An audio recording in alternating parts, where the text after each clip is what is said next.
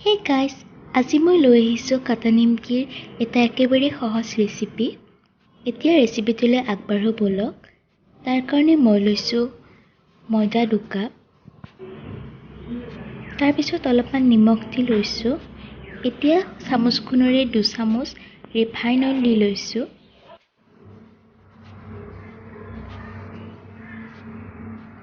তাৰ পিছত এইখিনি এবাৰ ভালদৰে মিক্স কৰি দিছোঁ। এতিয়া তাত দিছোঁ কেইটামান কলা জিৰা, এইখিনিও এবাৰ মিহলাই দিছোঁ।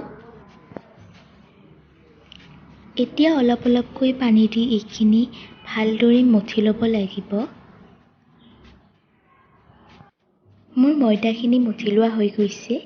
এইখিনি মঠোতে অলপমান টানকৈ মঠিব লাগে। এতিয়া ভিডিঅ'ত দেখুওৱা ধৰণে ছুৰীৰে মাজেৰে কাটি লৈছোঁ আৰু তাৰ পৰা 2টা বল বনাই লৈছোঁ।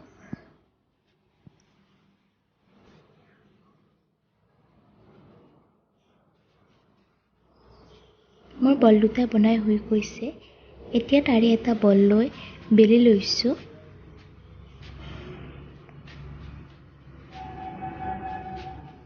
মোৰ এইখন বেলি লোৱা হৈ গ'ল। এতিয়া ভিডিঅ'ত দেখুওৱাৰ ধৰণে ছুৰীৰে কাটি ল'ব লাগিব।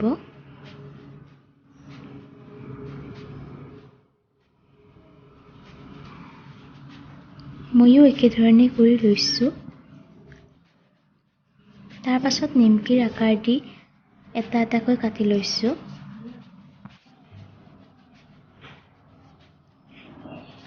এই ধৰণে গোটেইখিনি কৰি লৈছোঁ।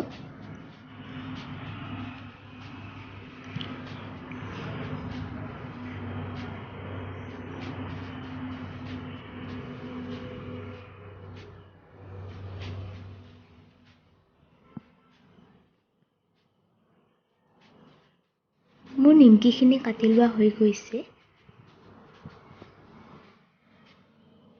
এতিয়া আমি এখন কেৰাহী পাতি লৈ তাত প্ৰয়োজন অনুসৰি ৰিফাইন তেল দি লৈছোঁ আৰু এইখিনি অলপ গৰম হোৱাৰ পিছতেই তাত আগতে কাটি ৰখা নিমকিখিনি দি দিছোঁ।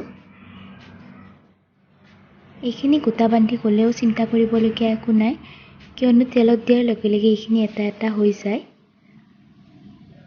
এতিয়া গেছটো মিডিয়াম আৰু লো ফ্লেমৰ মাজত ৰাখি এইখিনি ৰঙচুৱা হোৱালৈকে ভাজি ল'ব লাগিব।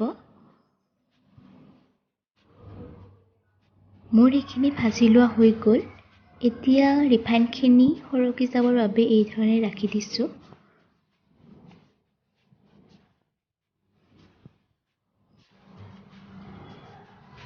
এয়া মোৰ গোটেইখিনি নিমকি ভাজি হৈ গ'ল। এই ধৰণে কৰিলে নিমকিখিনি যথেষ্ট ক্ৰিস্পি হয়। যদি ভিডিঅ'টো চাই ভাল লাগিছে তেনেহ'লে please like, comment, share and subscribe কৰি দিব। Thank U.